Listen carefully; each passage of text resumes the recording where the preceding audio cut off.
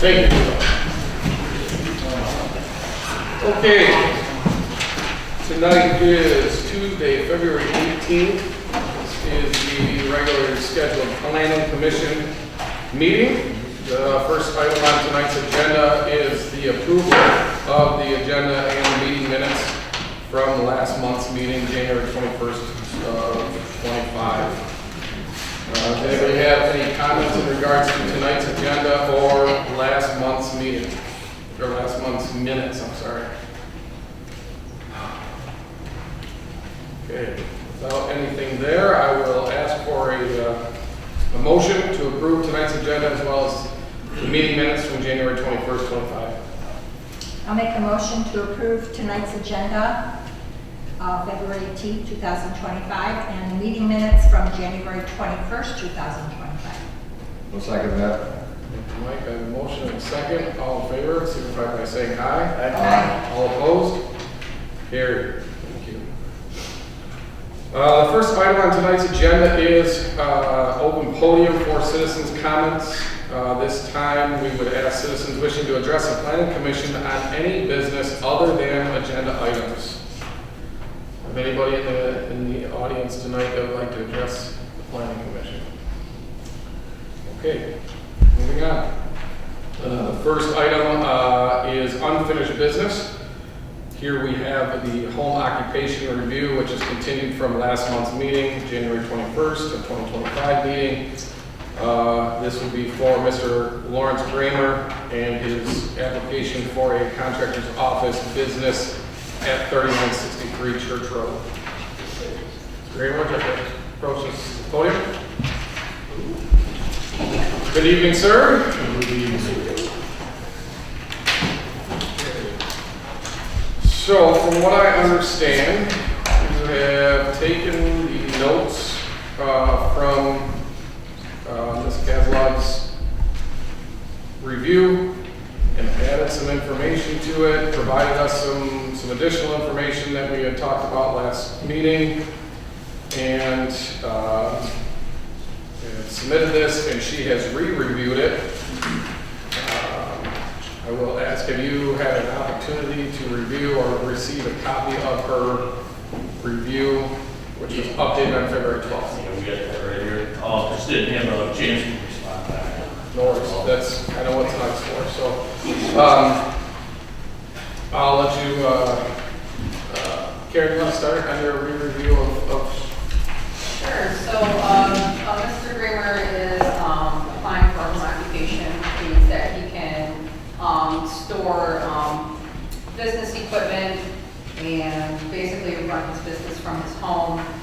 There is some criteria that has to be met for that, and Mr. Kramer was able to meet most of the criteria. However, there's two main areas that still need to be addressed. The first one is that the home occupation shall take place completely within an enclosed building. Mr. Kramer has stated that the space is used for business purposes within the home. And he's also proposing a barn, which he's going to store some equipment in.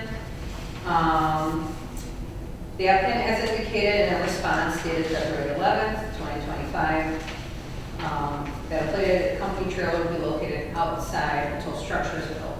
As stated in the standard home occupation needs to take place in an enclosed building, which includes storage. Trailers are prohibited from being parked in the district according to section 66 as shown below.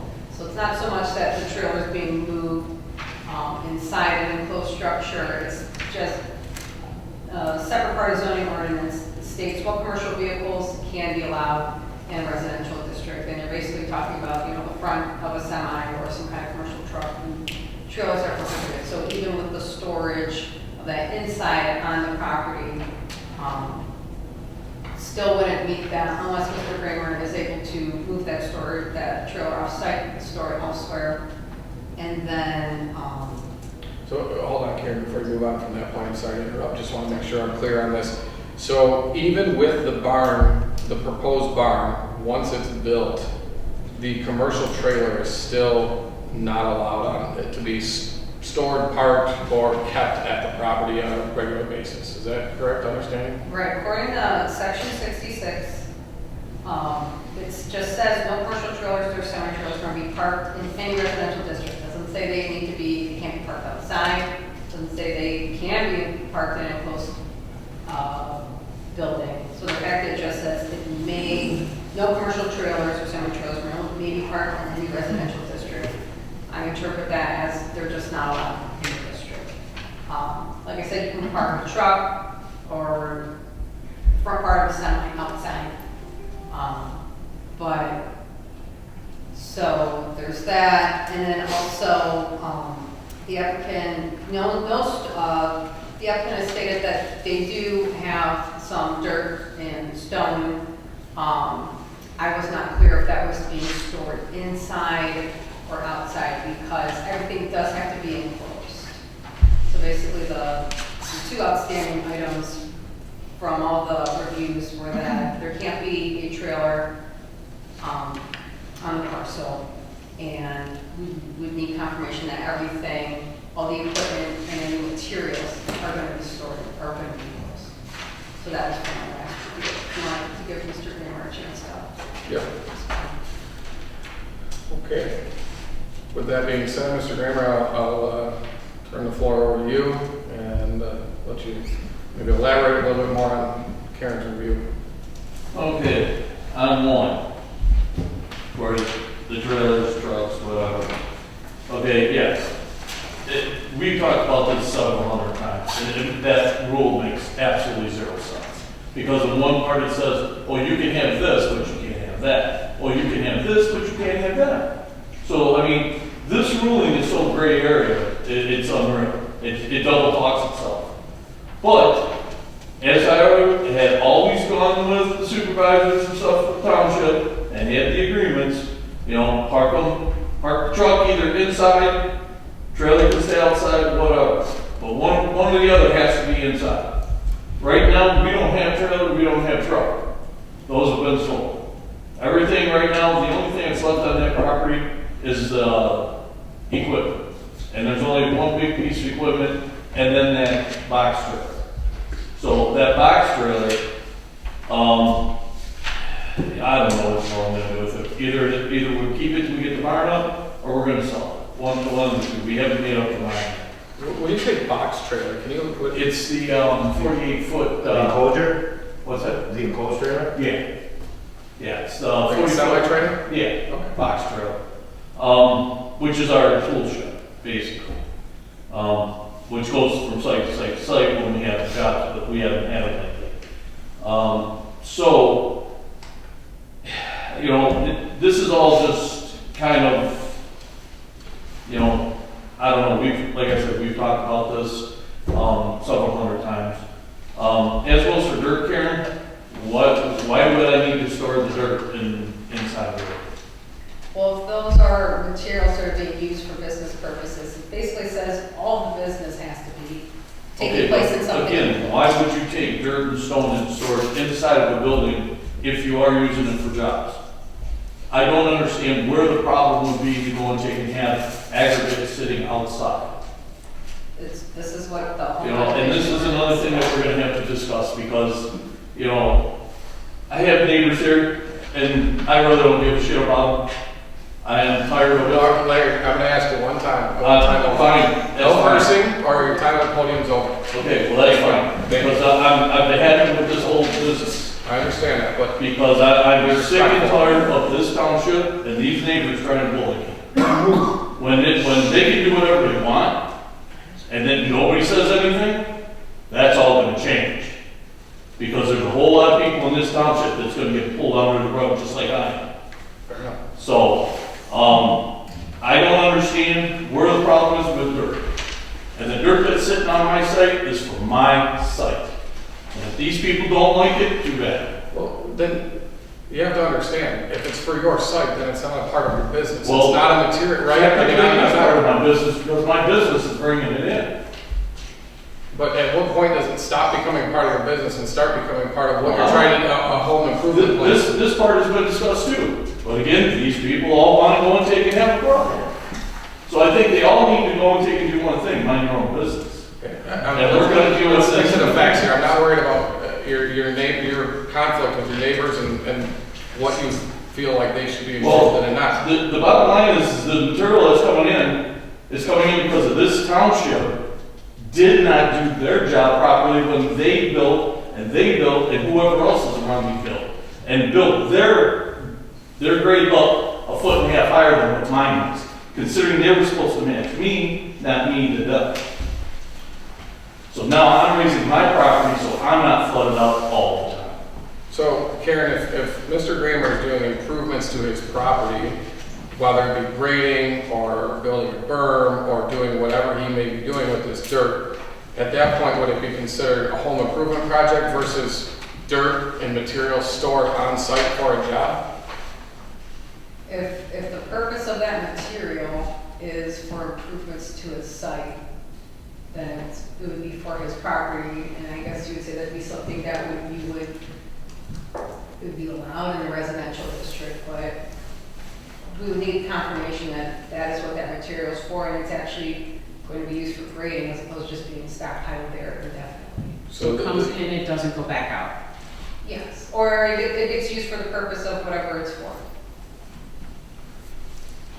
Which is what it's saying. Okay, so the point I'm trying to make to you is if you're making improvements to your property, then it's no longer material that falls under the soil. Okay? I have no problem with this, and make sure that these people know this, because this is one of They're the hearing the problems. same thing that you are, so can we just stick to the facts here at hand versus you trying to get them to dictate to the them? whole time. Okay.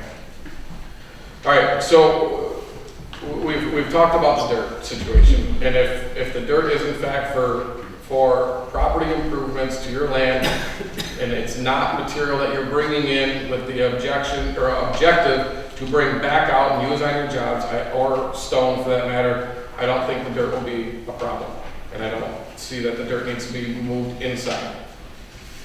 We still have to cross the road that this trailer is unfortunately, as the ordinance is written, non-conforming.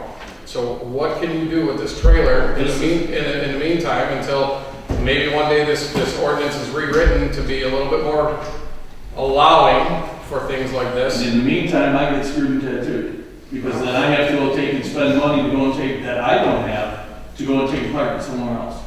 Can I park it at your place for free? For free now, I'm sorry. Okay, so why am I gonna go and take and park this thing somewhere, other than taking and selling it, and then I have to go take and buy another one when the time comes? For the same reason that I have to spend lots of money to do the things that I want to do on my commercial property, because that's what the ordinance says, and we all are held to the same standard to follow the ordinances. Now, Even on AG property, my trailer had to be stored at North Shore. They're not nice enough, they could only charge me $300 a month, or $300 a season, $300 a year. You got that for me? Because I don't have it. This is the It whole was thing. $300 a year, and I'm just saying that even on an AG property of 40 acres, I was not allowed to have my trailer there. I had to get rid of my You know what, if I played all this stuff farm grade, I don't think you guys can do it.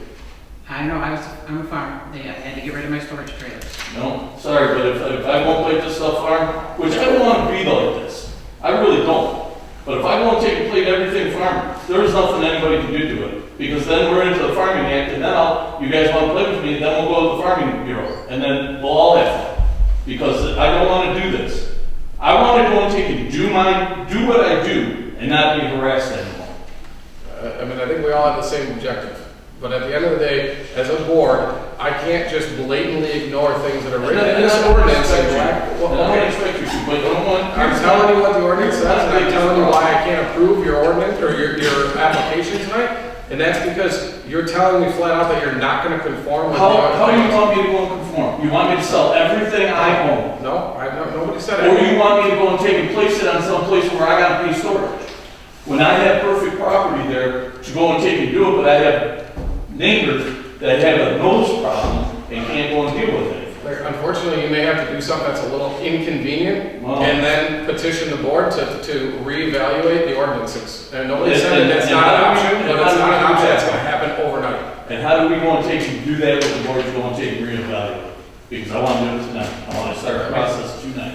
Okay, well, Because so that that, it's cannot not gonna fail. happen tonight, it's gonna be through a formal request that can be handled with the township in the morning. Okay, perfect. We'll be here in the morning and then go and take and start it going. Because I cannot afford to go and take and do this.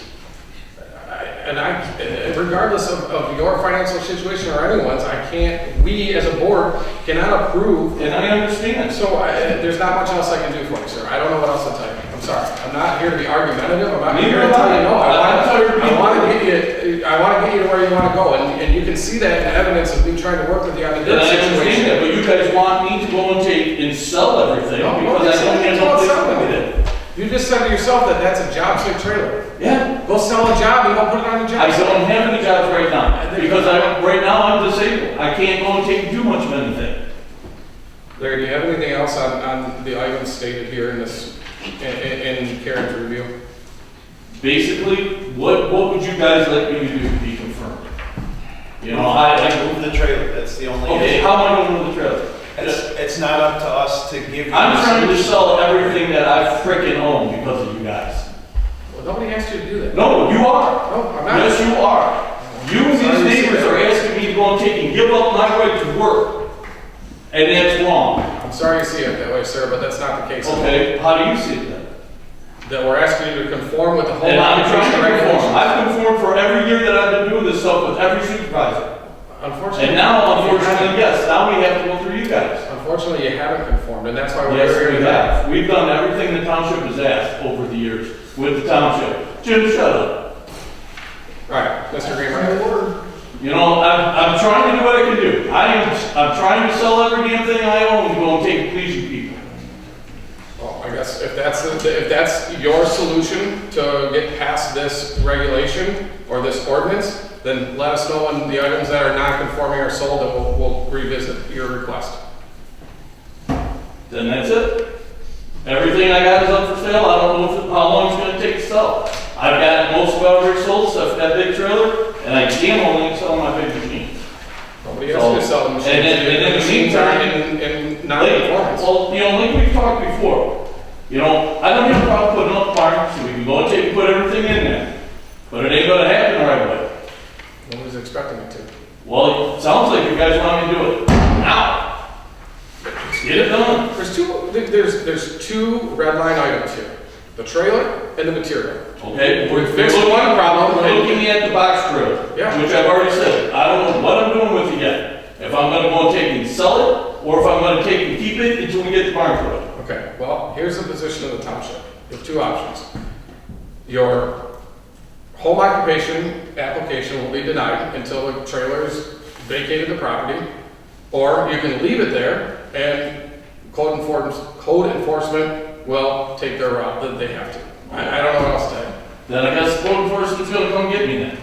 Because I'll say this right now, if I can't sell it, I can't sell it. Okay. What do you guys want me to do? Doesn't mean- I don't have a vehicle anymore to go and take and haul it anywhere to go scrap it, because you guys are forcing me to get rid of it. So what is it that you guys right here now would love me to do? This is the one that's mind-boggling. I think I've been very clear on what you want, what. You want me to go and get rid of it, or go park it somewhere else? If you want to get this home occupation permit approved, yes, that's what you need to do. It's not what Okay. I want. I don't care what you have. And if I go and take park it inside, like I said, it's not gonna happen right away until the barn gets put up. Inside. And that's not gonna take, it's gonna take a while. No. Unfortunately, inside doesn't satisfy the requirement. Okay, so then all my trucks, my trailers, everything like we talked before, just parking inside, is not working anymore. No. How come every time I go and talk to this board, it's a different story every time? The equipment that is not a trailer, those can be parked inside. Your excavators, your skid steer loader, that can be placed inside. That's all the equipment. Okay, but what about the truck and trailer? You know, I still have the truck and trailer that I'm gonna use to The go truck move this can be stuff. outside, that's a commercial vehicle. The trailer is the issue, unfortunately. So now the trucks can be outside, but the trailer can't. To where the last time we talked, everything had to be put in the barn. That's not what we said, and it's written here in black and white. These ordinances are written. Okay, so let's get this straight. So the trucks, the semi, or the triaxle, whichever I go and take and repurchase now, can sit outside. You're allowed to have a single commercial vehicle not exceeding a licensed gross vehicle weight, 26,000 pounds. Okay, so 26,000, that's well under what it's gonna be plated for. So that truck has to be parked inside. If you No, let if her you finish, park it- she would explain this thoroughly In to a you. park, you can park it on your property. And it can be parked outside. It's the trailer. It's the trailer.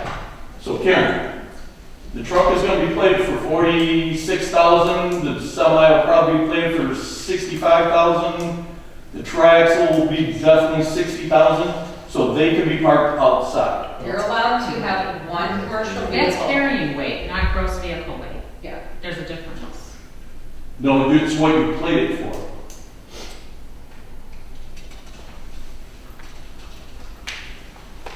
You played a truck for 26,000, that's all you can haul, plus with whatever the truck is in.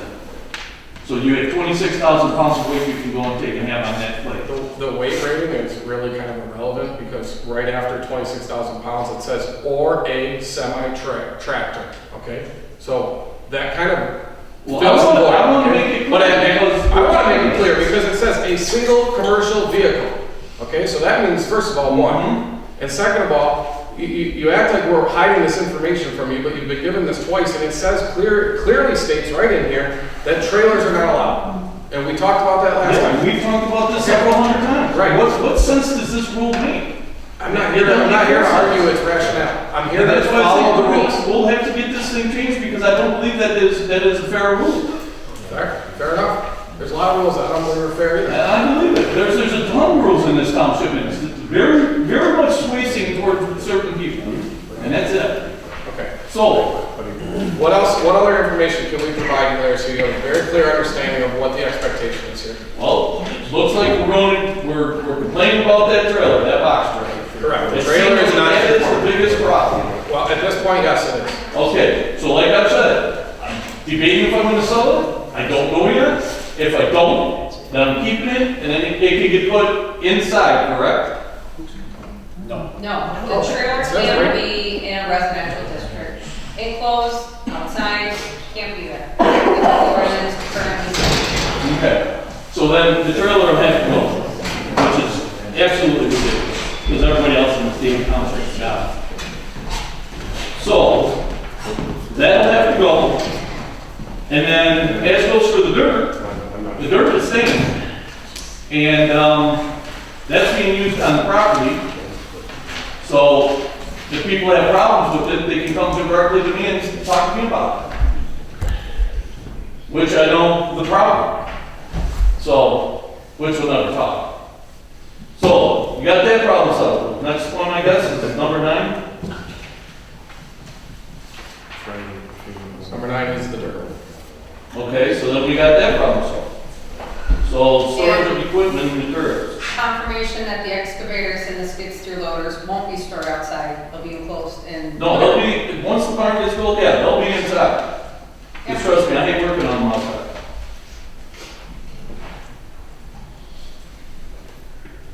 So other than that, I guess everything else we have already confirmed and gone through with you guys and over with Karen. And everything else is fine and dandy, just that one trailer. Yeah, I mean, I think Karen's spent a plethora of time on this in trying to provide you the information to make you successful. And at this point, we've went from 5 action items to 2. So you're making progress. And at this point, you just need to conform with the last 2 items that are in her action plan, and we can move forward with your application. Well, we've already got the dirt figured out. Okay, so The only thing that we can do right now to go and take and be 100% with you guys is put the equipment in the barn. The barn that we have now won't fit the equipment in it. So that won't. So we have to put a new building in. okay. So, and that's not gonna happen for a while. At least till, geez, I'm hoping June. Okay, so in the meantime, get the commercial trailers off the property and we can approve you. Or wait till the building's done, leave the trailers there and you're not approved. I don't know what else to say. Or we sell the damn thing and then we don't have no problem. Well, again, I don't care what happens to the trailer. I don't think anybody on this board cares what happens to the trailer, or anyone in the township, really. As long as the trailer is not there, and you come before us and you ask us for an approval for a home occupation permit, we can move forward with getting you an approval. Wonderful. I don't know how I can make that any more clear. Wonderful. Get rid of the trailer, get rid of my wife, not a problem. sir. Okay, The motion to table it until we get confirmation. I would, yeah, I would say, Can I ask one question before we table it? Could we even, if the summer trailer is gone, can we approve this prior to the barn being built?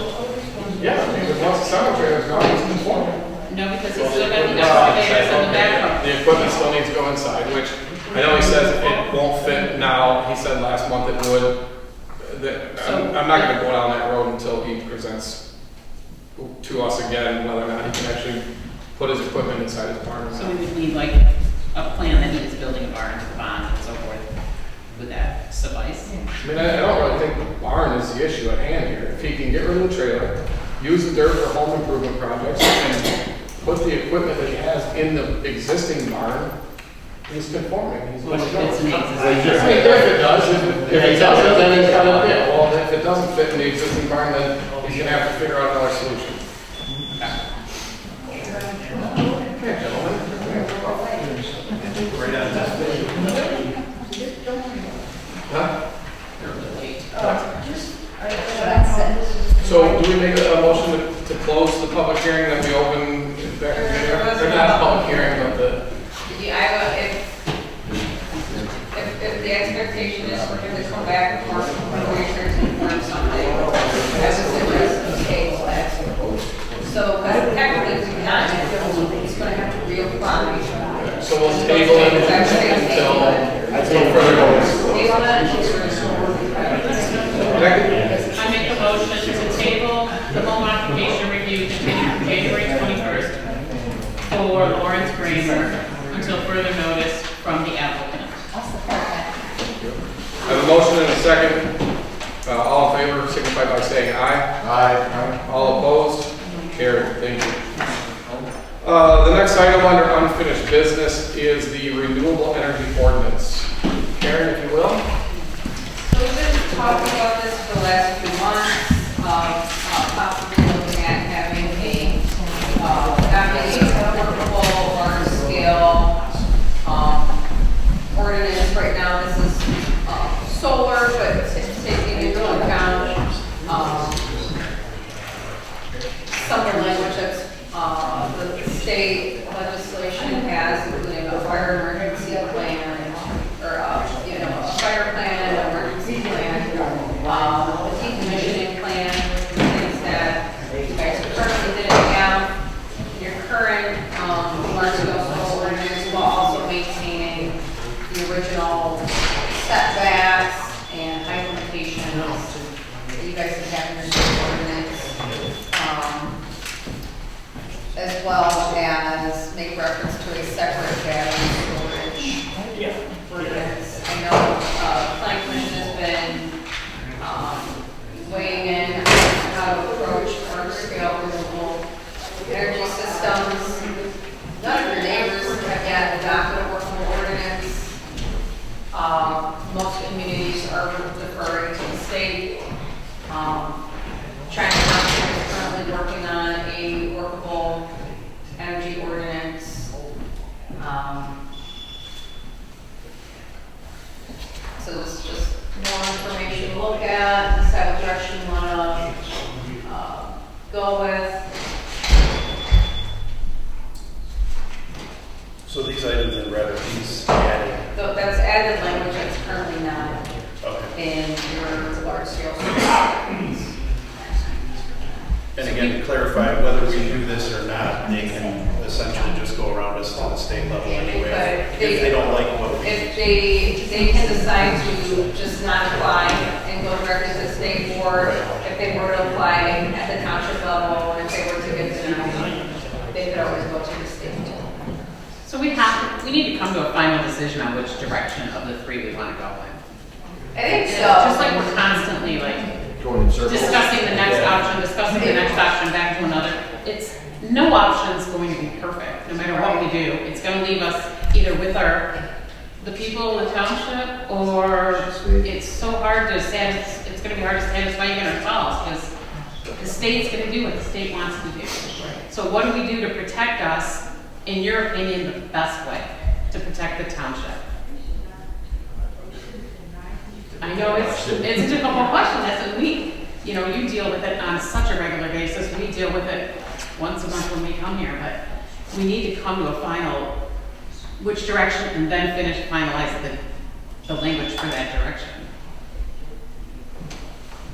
My opinion, I want the most money if they come, because I think they're good no matter what. Well, the most my money would opinion be is just one. the Creo, that's probably gonna be the most controversial one, because essentially you're doing the state's review for them. And, the heat's on the community, Okay, and you have to approve it. It can't be a special land use, you can't do extra screening, you can't adjust the setbacks if they meet all the state's requirements. They can just come right through and no questions asked. Then you guys have 3 months to approve it, and if they check all the boxes, then you have to say yes, regardless of what community members. so could we do a renewable energy ordinance If like you're this? workable, A workable, then and you're, then put the rate in there at the rate comparable to that Creo, and just see see if they, I don't know. if it's I possible think or that not. rate is dictated by that rate's dictated by the state. Oh, it is, okay. So They're gonna have their, whether you choose to defer to the state or have a workable ordinance, that rate's the same. The Creo is the only one he's the higher rate. that pays the higher rate, because we're essentially doing the state's review for them on a much shorter time period. So it alleviates the workload off them. Okay, and it's a one-time payment only anyway, so it's not like we're getting it over the course of time. So we need to talk about what we want to, or where we want to. Just go get this guy in the resident. He tried getting me in the parking lot. Back out. So,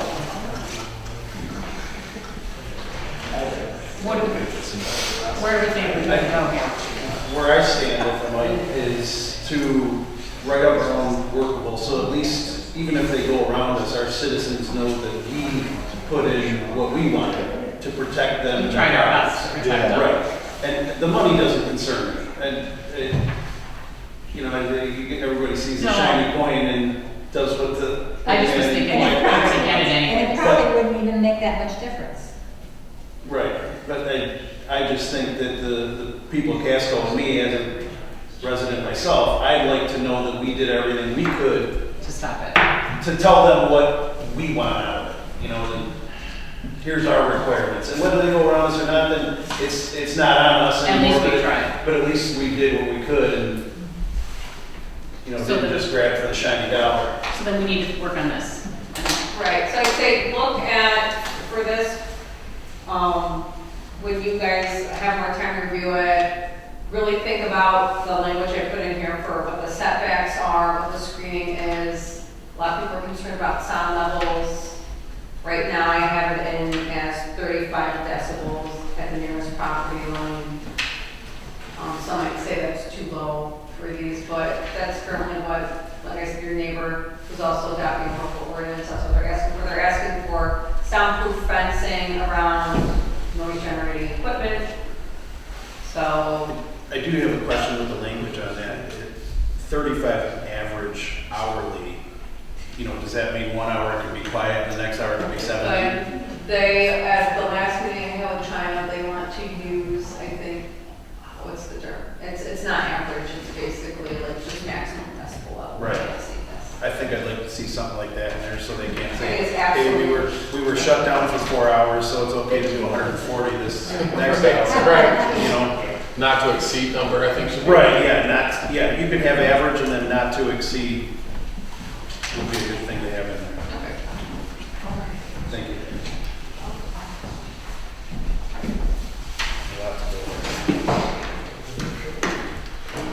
It certainly is, but I think I share the same opinion. I think we need to try to put something together, do what we can to protect the township and the residents of the township, and if we get overridden by the state, we can't really stop it. Don't hold out the lights. Right, and hopefully, our efforts don't go unnoticed, and hopefully the contractors that are coming in to put these farms in are more interested in working with the townships versus just going over their head. But only time will tell.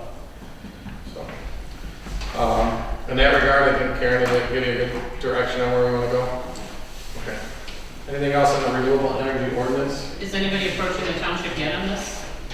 Not that Be a good question for Joe. Be a good question for Joe. Yeah. So if we, this will be brought up again next time, if we see anything in here we want to make adjustments to, we give that to you next time, or Yeah, or you can email it to, if you don't remember my email, I can share it with you. You guys can email it to me if you have any questions or, Sure. you know, edits you'd like to see, you can edit it. Is there a time limit on when we should have this completed? Like when you suggest that we should have this completed? This adopted, or Does it have to go to a public hearing? it would have to go public hearing. I'd say whenever the planning commission gets to the point where they feel satisfied with what they're coming up with. In theory, if a developer were to approach, you guys do have a large scale ordinance. If they wanted, if they could always ask them, you know, I'd like to move forward with this. We would only be able to use what we currently have. So just keep that in mind, but you guys do address large scale. Okay. You do have some of these things already in place, so. Joe, since you're here in the room, has any developers approached the township in regards to any type of a renewable energy development or project? No. Okay. No, there's been a couple of residents who signed leases, but we've had no provider approach the township or that. Thank you. Okay. Anybody have anything else on renewable energy? Okay. We will be moving on to the next item on the agenda, which is new business. I ask Mr. Greg DeVoy and the applicant on behalf of Robert Clancy, Eleanor Roselle, to approach the podium in regards to a special land use preliminary review with a public hearing to be scheduled for on-site concrete crushing at 9342 Marine City Highway. You guys don't expect as much energy out of this meeting as the previous one. I don't know. See how it goes. Good evening, gentlemen. Good evening, How are you Gary. doing? Gary Yellenalek on behalf of the petitioner. This is Greg. I'm the operations manager for Robert Clancy Contracting. So we submitted the application I delivered to the township my initial position letter because there's some inconsistencies in your ordinance. I tried to point those out, and we would ask to move forward so that there would be a public hearing on March 18th. And between now and then, we would provide some additional information to you.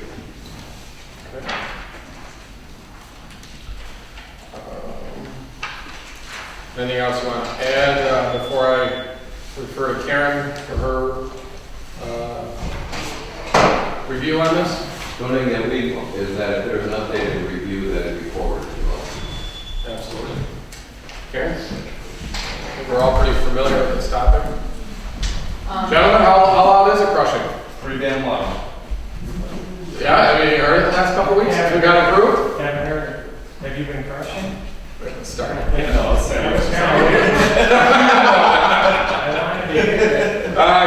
know. We're your biggest fans. We're working on it. Work on it. It'll be here. Oh, they have a cop still here? Karen, please. So we got the applicant's application requesting special land use approval for concrete crushing to be conducted periodically alongside their existing business activities. The operation will take place at the rear of the site using a mobile crushing unit. Again, concrete crushing is something that is regulated as a special land use under Section 48. Regulations include, number one, all uses which require license by the state of Michigan shall provide proof of such license to the planning commission. Based on the application, it appears that the business entity is going to be operating equipment, so they'll just have to present their licensing information. Looks like Eagle is the one who's in charge of that. Number 3, all storage, dismantling, and similar activities shall be conducted within a completely enclosed building or shall be screened from view by a minimum of 8-foot high solid fencing or wall, but not less than the height of the material being stored. No storage shall be permitted outside the boundaries of the building or fence. The fence or wall shall be constructed of materials approved by the planning commission as to their appearance, durability, effectiveness, as obscuring, screen, or buffer. The applicant should confirm the method of screening and stockpile height. If the required screen wall or fence will be over 8 feet in height, then it shall comply with the setback requirements for the buildings. Again, the applicant must confirm the height of the screening to determine the setback requirements. Whenever a junkyard abuts the property zone, residential, commercial, or recreation open space, a green belt shall be established outside the fence or wall along the entire common property line in accordance with the standards of section 74 of this ordinance. This green belt would apply to the rear of the property line. Industrial uses adjacent to agricultural/residential areas must provide a 25-foot wide type C green belt with a 3-foot high berm adjacent to any property line. Type C requires 4 evergreens up to 40 linear feet and a 3-foot berm, and 1 large deciduous tree every 30 feet within 15 feet of the berm. This is required along the rear property line. The applicant currently has bulk aggregate storage bins at the rear and heavy vegetation behind the bins. However, plans indicate only 15 feet between the bins and the property line. Unless the applicant can meet the above criteria, a variance will be needed. A plan for properly handling, collecting primary contaminant and secondary contaminant of all fuels, oils, and automotive lubricants such as and similar hazardous substances shall be approved by the planning commission. The applicant needs to confirm the standard is met. And then the applicant needs to confirm what their plan is for how often they're going to be operating it and what hours. It's basically the frequency and how they plan out with this. And so those were basically the items that we would need confirmation from the applicant prior to the public hearing in March. Okay, so I have to refer, Karen, to the letter provided by Mr. Gendron-Alec on behalf of the petitioner, where, from my review of this letter, it seems he's addressed a couple of things and cited some case law and cited some maybe challenge to the verbiage used in the ordinance. Have you had a chance to review this letter? I did review it. What is your opinion on this? My opinion is that, this concrete crushing, this ordinance often just generically refers to junkyards, but in it says junkyards, auto salvage, and recycling operations, including recycling operations of things such as paving materials and rock/concrete crushing. Because that's specifically called out, that business operation just falls under this category. It's pretty common in zoning ordinances. You have a list of items, and then throughout what the standards are, they may just refer to the initial business use that was a part of that category.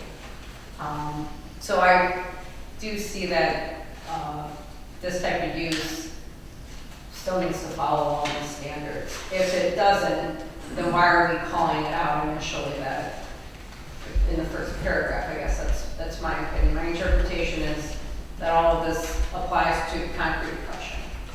Just as Mr. Kramer previously requested an ordinance that maybe doesn't fully fit the application. What is your opinion on maybe revisiting some of these ordinances that maybe were written at a time in which not so much was known about the operation, or maybe things were just clumped together out of ignorance to the operation, and looking at a specific ordinance relative to concrete crushing? I'm fine with, if the planning commission wishes to revisit some of this. There's several ordinances based on my experience experience these last few months. But, We've really been challenged lately. you know, yeah, I do think we can revisit it, but I do think all these standards that we have here are relevant to the operation because, you know, the way it is in Casco, this is allowed in the industrial district, and the industrial district immediately borders residential. And so I think these standards are trying to work out for neighboring properties, because, you know, concrete crushing can be messy and it can be very loud. It can be very disruptive. Just as well as junkyard salvage and other recycling operations, so.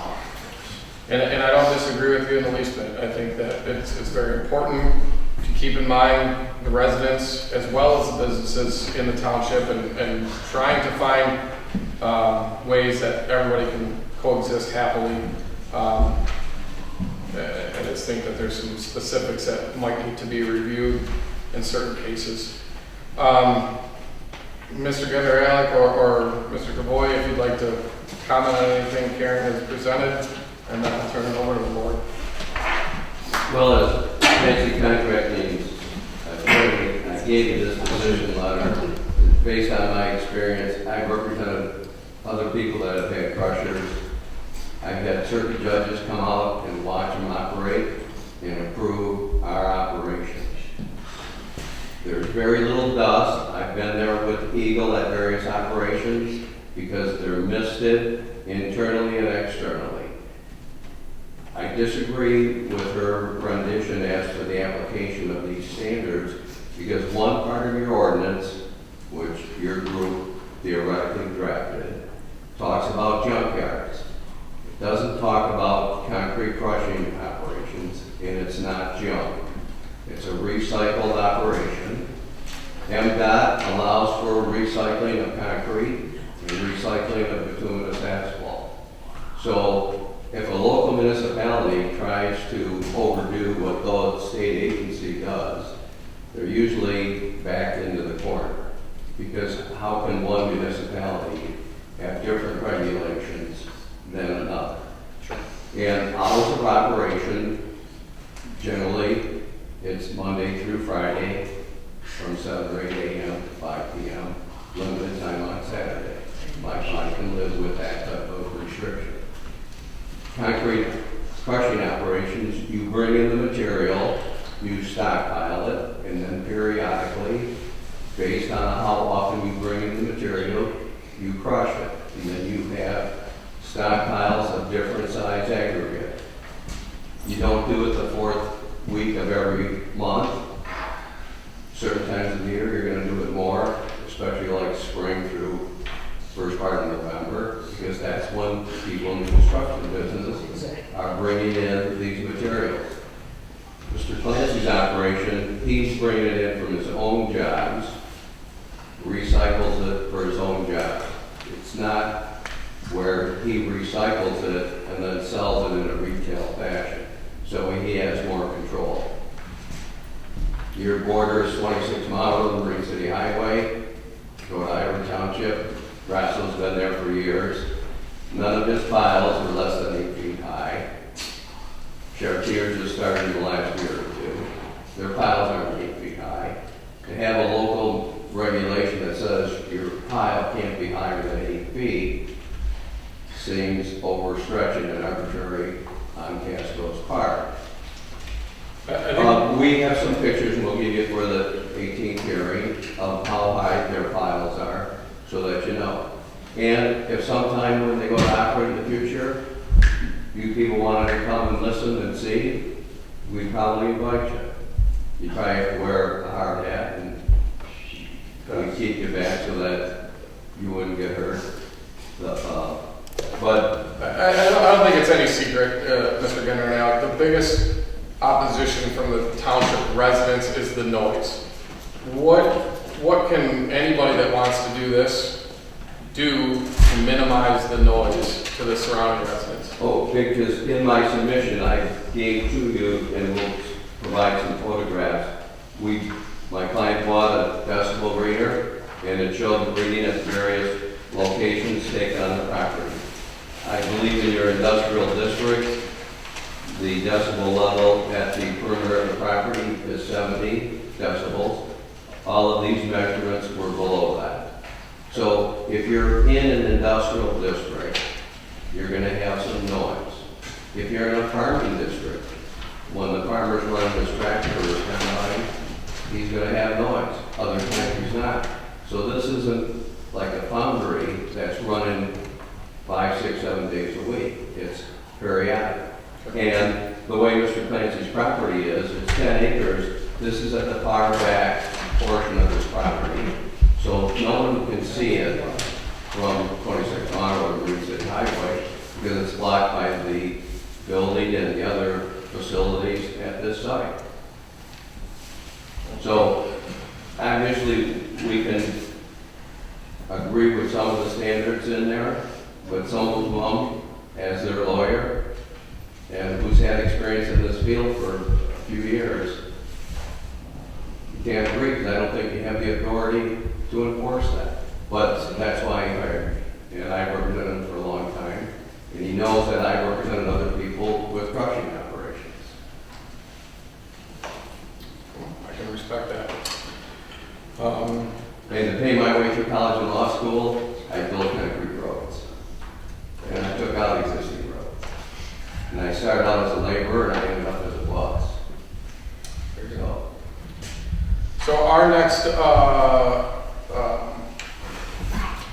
step in this process would be making a motion to schedule the public hearing for next month. That'd be correct? Okay. Appreciate what you brought. Look forward to what you're going to bring in March. Can I get a motion to schedule the public hearing for Mr. Clancy's operation? I'll second that. Yeah, first. You can make the motion. I'll make a motion. Okay. I have a motion to schedule the public hearing. For the second. A second. A motion and a second for the public hearing. All in favor signify by saying aye. Aye. All opposed? Carried. Thank you. See you guys next month. Thank you. Okay, next item on the agenda would be report from committees. Gina, do you have any reports?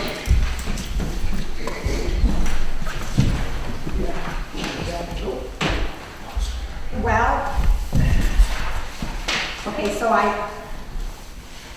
road commission, right? Yeah, talk about the roundabout, that's gonna be this year. Yeah, so I went to road commission meeting earlier in the month, and everyone knows already that there's gonna be a new roundabout on Marine City Highway and Palms Road, and that's gonna happen this year. And then there's gonna be another one on Wadums. Yeah, no, at Marsh Road. Marsh Road is before the Wadums? Yeah. Sure. Yeah, Wadums doesn't intersect Marine City Highway. No, Wadums and St. Clair Highway. Yeah, Wadums and Highway. Yeah. So there's gonna be 3 of them Yeah. so far. But who knows? Yeah. And we're also getting, that's this year, the road repaved on St. Clair Highway between Beatty and Church. This year. Next year, it's between Beatty and County Line. I almost said Gratiot. County Line. Very nice. I think that's all. And then everybody's out of salt. Yeah, everybody's out of salt. Is there any, is county line in the discussion at all? Our side of county line between Marine City Highway and Springborn? It's really losing the edge. I mean, it's, Yeah, that falls under the Macomb County Department of Roads. That's section any 5. discussion? Have you heard anything? What's that? Have you heard any discussion on that? That road's really good. Even It's losing the whole, yeah, even our side of the road falls under Macomb County. Yeah. Yeah. Yeah, I right see at, people- at 27 Mile Road, that where it turns, or that turns from St. Clair County Authority to Macomb County. people are like avoiding that edge that's breaking off. Right. And it's putting them like on the line or almost, it's a bad situation. I mean, as I drive it every day, it's like, Yeah, Macomb County could care less. pardon me? Macomb County could care less. Probably, yeah. Yeah, my advice is call Marquez Township. Okay. Like that. Yeah. Unfortunately, I'm sorry, Gina, do you have anything else? No, I'm done, thank you. Okay. And Jim from the ZBA is not here. Joe, do you have anything from the ZBA? Okay. Next item on the agenda would be the planner's update. Karen? At our next planning commission meeting, I'd like to bring forth a couple ordinances I think we need to look at, including this last home occupation, as well as some of our approval procedures that the planning commission has. Are there any other ordinances that maybe we should also bring up to discuss? Well, I think It wouldn't affect anything that's necessarily happening currently, but if we're noticing some contradictions or issues and But the home occupation is going to specifically be that semi-trailer storage, which is our biggest issue. Like, I think the home occupation ordinance does need to be reviewed because not only is the semi-trailer an issue, but there's some other verbiage in there that doesn't under the necessarily, semi. doesn't necessarily It's not gonna make total change. sense. right. One thing for the home occupation ordinance, we notify the neighbors, but it's not a public hearing, which is, I guess, from a planner's perspective, if we're inviting people to come and attend, but we're also not allowing them to comment on it.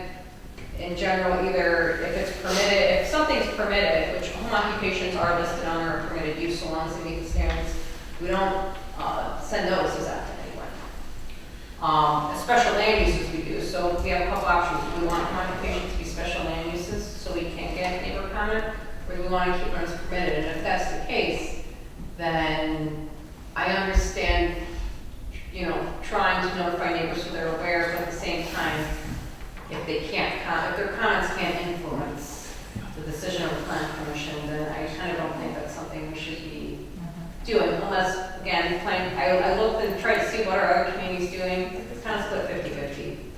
Either they're permitted, there's no mailing to neighbors, or there are special land use, and there is a public hearing process for a home occupation, and then you can't take neighbor comments into account. So something to think about. differs by the size of them. It's not like your Mary Kay person who's going to come in here and Right, special yeah. time, and then you have his, which is a larger operation. But something to think about. I'd say it's something that's kind of contradictory. There's stuff in your site plan approval procedures that we haven't been doing, and I think some of it's a little archaic, so something to review on that end.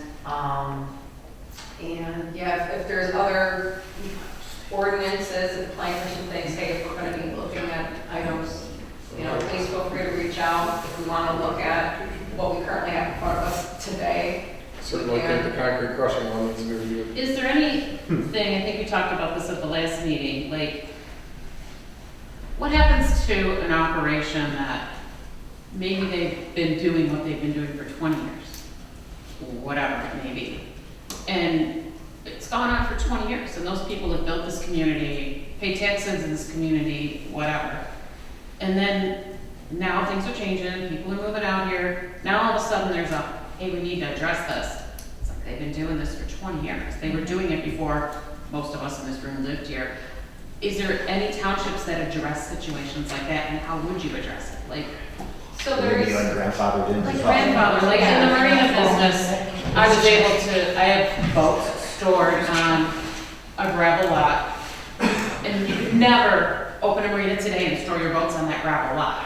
But my boats have been on that gravel lot for 40 years. And with aerial use, I was like, these have been on this gravel lot, they're allowed to stay on the gravel lot. so you guys, you do have like a non-conformity ordinance for non-conforming structures and uses. The issue comes when someone wants to expand. A lot of times the answer is no. Or if they want to start making improvements or making changes to the site, that's when it's suddenly, okay, you now need to make your site into conformity. So it just really depends on what the situation is. You do grandfather in uses, but either if the use has been abandoned for a certain period of time, or let's say it's someone else takes over the property, they turn it into something conforming, and then someone later purchase it, they hear about the history of the, non-conforming use, they can't go back and get that non-conforming use again. So it really just Bring it up to use. It just depends what the situation is and what exactly is going on. So is that reviewed on a case-by-case basis, or is there a certain amount of time that this it had to have been happening, say, X amount of years ago, and it's still continuing to happen, or? It had to have happened before whatever ordinances were passed that make it non-conforming. So let's say today, I don't know, let's say gas stations are allowed in a certain district, and then suddenly planning commission decides we don't want this as a permitted or special land use in this district anymore. Anything that's currently operational, they're allowed to be there, but if that gas station closes down for a certain period of time or is abandoned, 2 years down the road, someone couldn't decide Casco does not grant use variances. Some communities do, but most communities in Michigan don't. You can grant use variances, but it has to be specified in an ordinance that you can do that. And a lot of communities choose not to do it. They just do the dimensional variances or so.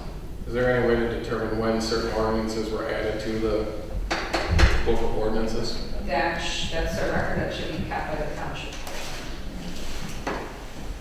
So each ordinance will be dated. Each ordinance should have a separate ordinance number, like it's usually in the hundreds or whatever, and it's dated, and there should be a history log and all the stuff that this dating is. Something to consider. All right, well, I think we got a couple of things to add to the agenda. Karen, maybe work with Brenda to get those items that we just discussed on the agenda for next month, and see where the conversation takes us. Fair enough?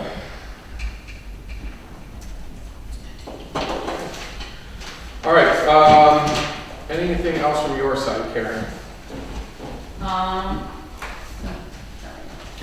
Thank you. The next item on the agenda is citizen comments for any of the items on tonight's agenda. Any citizens that wish to approach the podium? Yes, go ahead. First of all, to think about the discussion about the ordinance.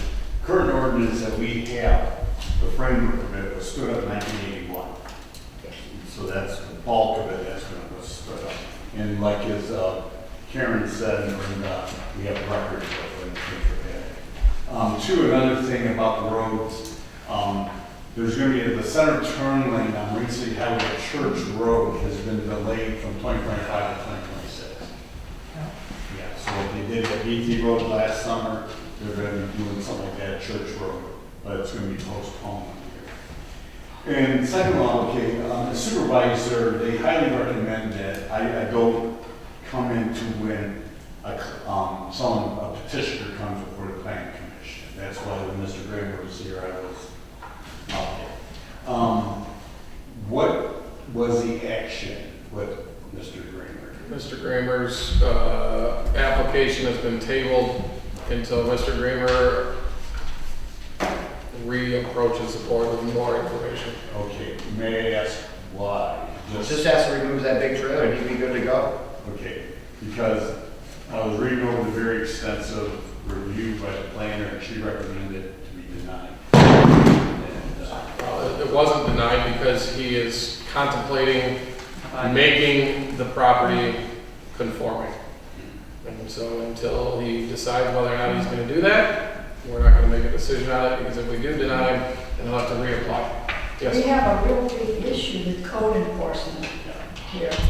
We have an active file on that address, and what Mr. Kramer has professed very emphatically and proudly that he's been doing for the last 15 years with previous supervisor blessings.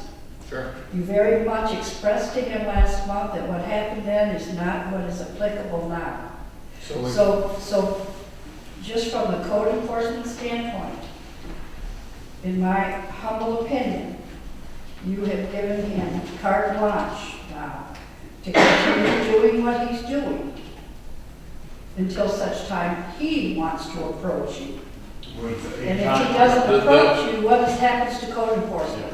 But code enforcement should continue to follow the path that they're on. If he is non-conforming, then code enforcement should take action until he becomes conforming. And if these fine gentlemen back there need to accompany our code enforcement officer to get that job done, I'm sure they're more than willing to do so. But I did think there was something at the last meeting that he has a PPO against our code enforcement person, and if that is true, we stated that possibly we would get an outside code enforcement person to deal with that situation, if that was in case the truth. Yeah, we'll deal with that. Yeah, he brought that up at the last meeting. That's not the case. Yeah, but, yeah, that's the thing there, if something, when the planner denies something,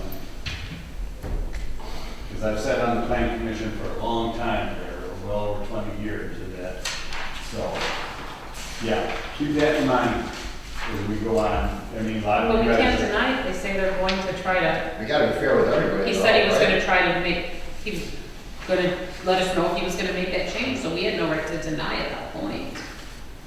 I disagree with your reasoning, but I mean, as a planning commission, you made the decision to table, to postpone it. at this So point. how long are we gonna go with this? A year if he doesn't come before you for a year? Well, no, He's got to be back next month. He's gotta come back next month. And if he's not back here, I see, I didn't. but it, Yeah. or he'll continue to get whatever course of action. Fines or whatever you guys Whatever can you guys lay on him Or from we're that. gonna give him enough time to get rid of that large trailer. So can we hear the specificity of the motion? It didn't say he has to come back next month. It was kind of like- There was no motion. No, he tabled it, but that doesn't stop your end from going, so for him to stop that end, he has to come back here. There was a motion to table it until he approached the board. I can't find the exact. Well, that's what, yeah, that's what I. There was no time, like, he had to come back next month, right? Yeah. So basically, right now, he does not have a home occupation, so you have to continue on with code enforcement. Right, Okay, and we will. yeah. And he did mention, he asked what he could do, and you, John, you mentioned something about, and he said, I'll be there tomorrow. I'll be in the office tomorrow, and he slammed his fist. Well, About the ordinance. he asked how he can go about requesting a formal review of the ordinance for its, Commercial trailers. yeah. So he might be in the office tomorrow wanting you to rewrite the ordinance. Well, He can submit a formal request. the zoning ordinance, if somebody wants to they come before this body here. That's your purpose. yeah, he would just be filing an application to do that. Well, There is no such thing. yeah, So how does that work? So then how would a citizen who wants to no. challenge the verbiage of an ordinance, how would they go about doing it? We've had that before. We have someone that says, hey, I don't think your ordinance is working in this specific area. And we, as a planning commission, have looked at that and we've made some changes. Oh, that's exactly what we're gonna do next month, I mean, that's what Karen presented, so. But, our professional looks at it and we look around and she has lots of resources and offer solutions to modify the ordinance. So what's the process for a citizen to come in and request a review of an ordinance? Well, and like a citizen's comments like this, they could come here. Okay. And if we take So it, just stand up in front of us and then we can yeah, go home and look at it. you're gonna say, hey, I don't think, let's say, I park my vehicle, your ordinance in this area for this zoning district doesn't allow it. And this is how I make my livelihood. I'd like to see that change. And Well, I think that's exactly what Mr. Kramer and said, then, so. so then it's up to you, and then our professional there, professional planner, would go out and look at other communities or that to see what they do and bring back possible solutions for The this. zoning ordinance he wants changed is the semi-trailer, which is no different, was no different for me in ag when I had to get rid of my trailers. I mean, it's no difference. And he said we could go ag, but that's not the case either, because you so can't have, He's in rural residential or suburban? He's an RS1. Okay, so that's suburban residential, huh? Okay, all right, that's it. Thank you, sir. Okay, Yes, sir. Just had a question in regards to that. So, Step up to the podium for us, please. Can you say your name also? my name's Zach Eisler. So my question is simple in reference to that gentleman, and I'm not on anybody's side, but, so what I hear here today for this town or city, is if someone wants to make a change to an ordinance, there's no way to do it. Or there's no policy in place other than coming here from what I've heard, right? Which, I'm not sticking up for anything. I don't have an opinion or not an opinion, but I have an opinion on if someone wants to make a change, they have a right to dispute. So the gentleman that was up here, I don't agree with how he was acting or any of that, but did he not say that he'd like to make a change to the ordinance? And he said he'd come in tomorrow to do so, but it sounds like he can't do that by coming in the office, but he did say it in front of this board, and that gentleman there is a supervisor, and I believe he stated, correct me if I'm wrong, I believe he stated that you would have to go in front of the board to do so, right? So my question to the board is, what are you gonna do for that gentleman, or what's the policy? Because whether he's right or wrong, he does have a valid complaint, that's his opinion, no one has to agree or disagree with it, but what's the policy? No different than the contract. I think you make a good point. I think next month What- we'll what have is- to take a look at that ordinance and look over it again. You seem to be the professional for the. Well, I'll start by saying this. I may have That's given my him, only question. I'll start by saying this. I may have given him bad information by telling him to come here and file a formal request to have an ordinance reviewed. He did in fact ask us to review the ordinance while he was here, and so that's what we're gonna do based on, Karen's recommendation that we do that next month. So he did do that, not knowing that that was the actual process, and I gave him that information. I'm telling him to come back tomorrow and file a formal request. But if he arrives in the office. Well, that's fair. It sounds like it was very unclear for everybody in this room, including Brenda and everybody, of what that policy is. I don't personally live in Casco, but I have a business in Casco. So that would be my only, I'm not complaining by any means. I just think there always should be a good policy for anything. We need to listen to the people of the town, and if they got a problem, let's look at it, and what's the practice and policy we take to get to the end game, right? So I think the board, that should be looked at today for the sake of him, even though it was frustrating to everybody. But he'll be in the morning and he. But whatever that takes, right? I mean, there's gotta be something, or else the poor gal in the office is gonna fight something she Well, can't it's win. gonna be what you experienced tonight. And that's not fair to What the. happened, and I can assure you that generally, there's no elected officials in the office at 9 o'clock. Okay? I'm not afraid of that gentleman. I will go toe to toe with him. But my concern is, if I'm understanding, would you take steps now to change the ordinance based on what happened tonight? We would take steps to review the ordinance. Maybe we find a deficiency in the ordinance, maybe we don't. But at his request, we will review the ordinance for its completeness and wholeness and to make sure that it does in fact make sense. And again, Brenda, I apologize for sending you a hornet's nest in the morning. Well, I don't think No, you didn't. anybody portrayed it until the gentleman came up and basically Yeah, stated no. that it was very unclear to everybody in this room what's to be done in that situation. And I just bring it up we've got 2 officers back here at this point in time because of the situation. So my thing is where that same guy's coming back tomorrow. What do you think? And he's gonna keep fighting but no one's giving the guy, you give him a solution based on the ordinance today. And he states, well, I don't believe the ordinance is right. No different than the concrete question. We don't believe the ordinance is right. So what's the policy to look at these ordinances? And what's the procedure? To review it as a board once requested by a petitioner. That's the policy. I think that individual requested that today, Wouldn't you so. think And he that's should- why we added it to the schedule for next month. Yeah.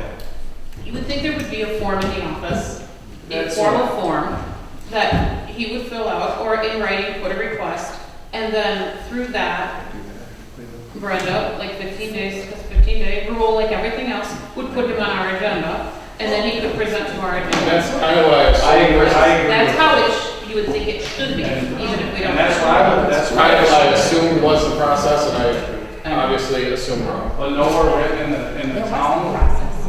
It doesn't state the process anywhere in the record? If I may, I've worked in I'd say at least a dozen communities at this point, at some point in time.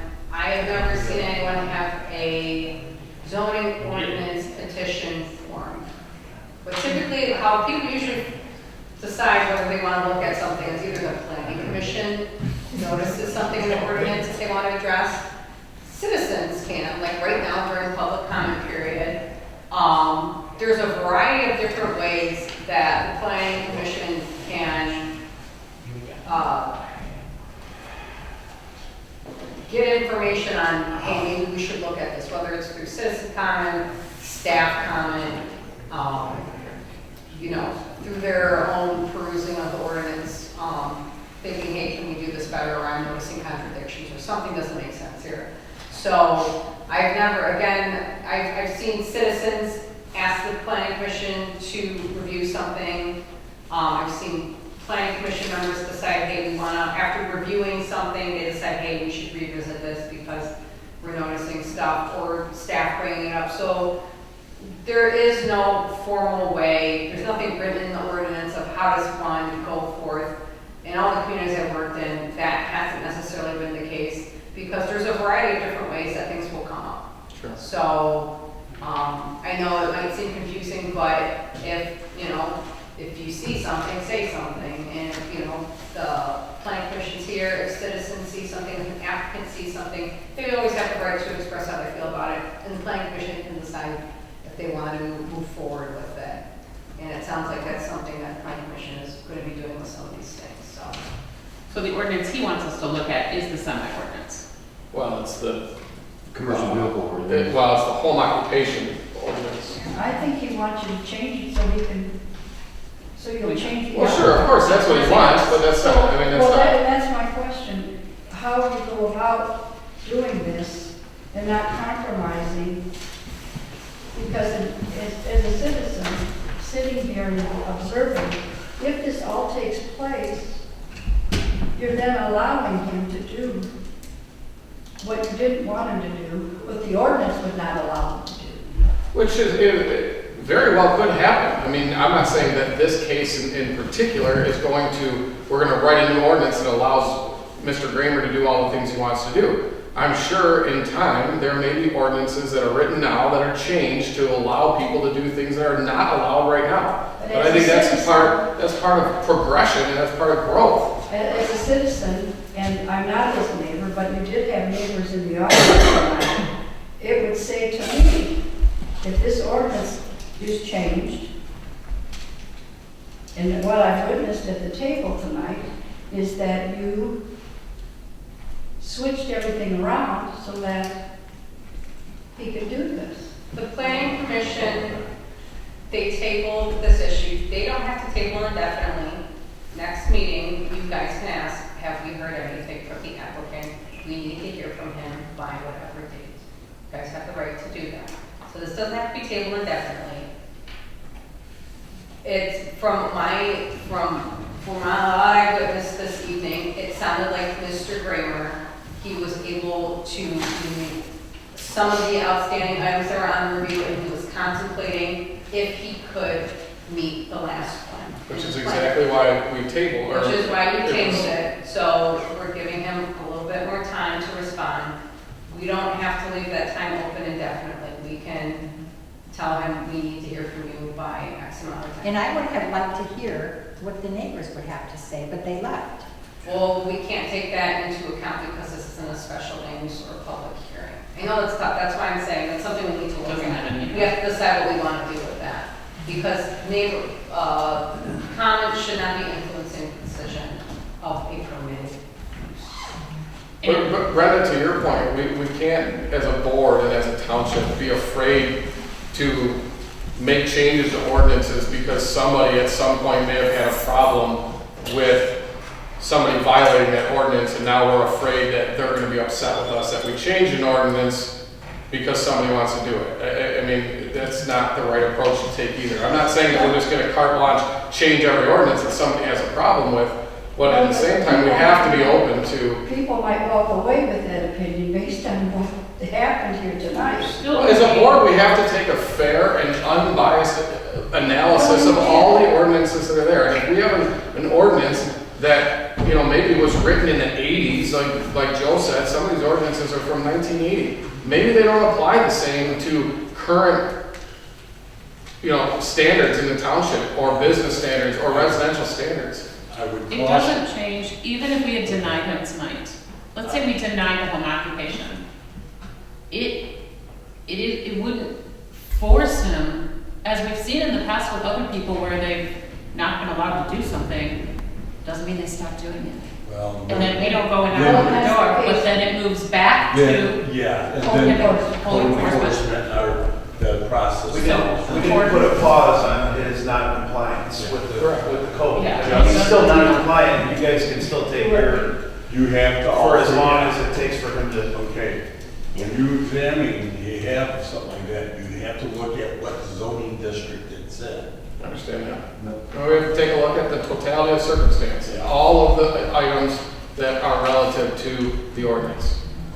I think we were very We get that. specific in telling him the semi is not going to be able to Yeah. stay. Either I way, bagged mine, couldn't stay, I tried. even Can't if believe we're you trying. have Give a outside perfect line. example. It was $300. I mean, sure, we didn't have it. I didn't want to spend it. I wasn't, you know, back when I first started, it was like, well, they were perfectly hidden in the trees. But it was like, I'll get rid of them. Fall paint So and you can't have any sort of camper trailer in your driveway? not a camper trailer, a semi, Commercial. a Semi-trailer. commercial semi-trailer. Cannot have them in any So district. you can't have a shipping container? And you can't, no, like the shipping containers, when you did for the Yeah, you Cooper, drive around, they you see a lot of can't that going on. be for, they can't be for storage in anything. Well, that's So kinda- like maybe you use them for something, but they I cannot don't be know that used for storage. situation, I'm not agreeing to it, but people do buy land. And his is different, I don't think you should run a business out of your house, period. And he's- But it's sticky because what if that was just a resident that had a 48-foot trailer that wanted to store their junk? That's I mean, you not. buy 30 acres, I mean, that's what It's people not buy allowed. 30 acres, right? Unfortunately, That's not the ordinance specifically states that semi-trailers are not to be used for storage containers on residential property. That's what the ordinance says. If it's another ordinance that needs to be reviewed, I'd be happy to do I don't so. personally have one, nor would I, do I admire or the desire to get one either. And I don't live in Casco personally.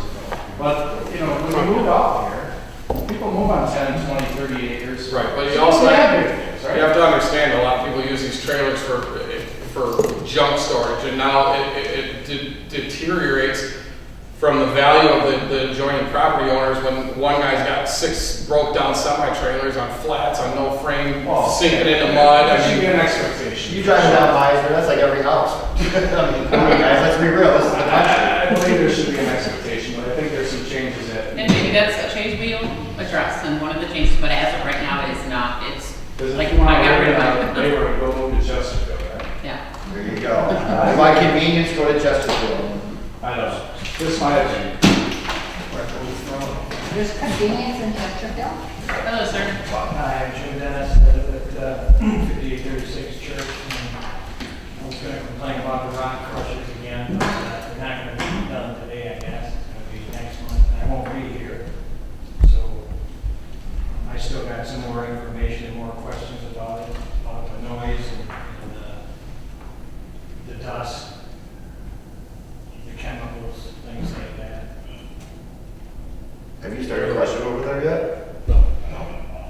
I can't even ask you I'm that. waiting just to hear whatever. I know that there's noise that you're not the only guy crushing around here. right. And if you look at the aerial views, and I did, there's rock crushers down the street. They've been used back in September, I think it was, I heard. By the time I got over there, they were shut down at the end of the day. But there are rock crushers around, and nobody's using any water and things like that. There's certain things you gotta do with those machines. You know that. Yep. The water and all that. I haven't seen anybody using it except for the new place down the street there. But he hasn't been crushing stuff lately. Right. So I guess I won't be here next week, so I don't know how to complain. You can submit your comments to the township, you can type them up or write them up, and planning commission I can do We'll that at 9 get that o'clock done. tomorrow. Yeah, go see Brenda in the And morning. there used to be a complaint form, not a form. Yeah, we still have Because it. I used to come in here to get burn permits. Everything I did, I had to get a permit. Yeah. Now Bergman and she go through Chestnut, I mean, Yes, yeah, but I used to have to come down here in person on Thursday afternoon and have to take off work every Thursday because I was burning every week. that was the only. Finally, I got that straight around. Yeah. That took 5 years. If you want to see, make up some, drop it off here to Brenda and myself here. Well, I had some more information and stuff that I wanted to talk about, but, I mean, we're happy to hear your comments now and keep them in mind for, next month's meeting. well, Come prepared. I was, talking about the concrete, and everybody talking about how great it is, but there's silica, things like that in there that's not good to breathe, not good to let lay around. And I don't know how, if you look at the rock crushing things, there's dust going everywhere. I don't know how you're gonna keep it out of there. Wind blows, things move, we're not that far away from where these things are being done. And it's not just the noise, it's the dust and the dirt and the stuff from all that. I feel bad for everybody, because there was there's ordinances, but those buildings were just built there in the last 5 years or so, 6, 7 years. And now everybody wants to start changing the crushed rocks for some reason out here. I don't understand. Maybe it's just building stuff out here or something, but we're getting pushed out. My neighbors that one just left and all these other people, that stuff's right in their backyards. There's 3 houses right back there, and I don't think those people realize what's going to happen.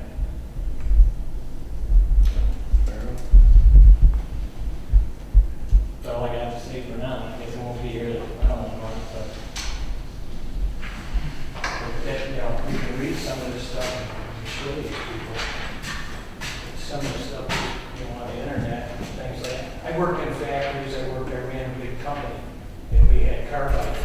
We had to we had to jump through hoops. Yeah. People had to wear oxygen masks and when they were freezing, when they were cutting material and things like that. And it was just in the building. We couldn't pump it outside. We couldn't pump it outside. We had to have air circulating through our building. And I'm not here to discount the severity of what you're saying and the silica dust and all that. But what I will say is, if this is of concern to someone in the area, it seems counterintuitive that person would also live on a dirt road that is constantly being regraded with the same gravel that these guys are wanting to crush. And, nobody sprays a dirt road every morning to make sure the dust stays down. So if dust is a big concern, it seems silly that you live on a dirt road. But I understand. Well, our limestone roads we do have 2 sprays of chloride on the road per year. Well, I understand that, but 2 sprays a year, I drive the dirt road every single day. 2 sprays doesn't keep the dust out. Well, for 9 months. And you don't live there. You're right. I live on a different area in the township on the road. I deal with the same exact thing, so. Well, we live there. I get it. Like I said, I'm not here to diminish your concern. I understand the concern, and I think we just need to all figure out a way to live and work together. It's. Well, that's what we want you to start crushing so we can hear. He's not one and done. Don't you worry. He's on a time frame. Don't you worry. All right. It's coming. I think you're gonna get more noise from across the street than you are from Marine City Highway, to be honest with you. Across what street? Marine City Highway. What, yard? That new crusher plant that, The big one? Chartier put in. Yeah. I think you're gonna get a ton of noise from there. Okay, now that you brought that up, what's the difference? He's in our backyard. What do you think that's gonna be like? I didn't build the building. Guys, time out. This is not how citizen comment works. If you want to address the board, address the board. If you two want to have a private conversation, please. Anything else from the public comments? Any commission comments on any of the topics we've covered today? Okay. Can I get a motion for adjournment? I'll make a motion to adjourn this meeting at, what time is it? It is 8:30. 8:31. I'll second that. I have a motion and a second for adjournment. All in favor, signify by saying aye. I'd like to Opposed? thank. Thank you. I'd like to Thank you, gentlemen. Thank you, guys. Appreciate your time and your service. This is yours? I was waiting when I got that. Oh, that's actually. I think it was one.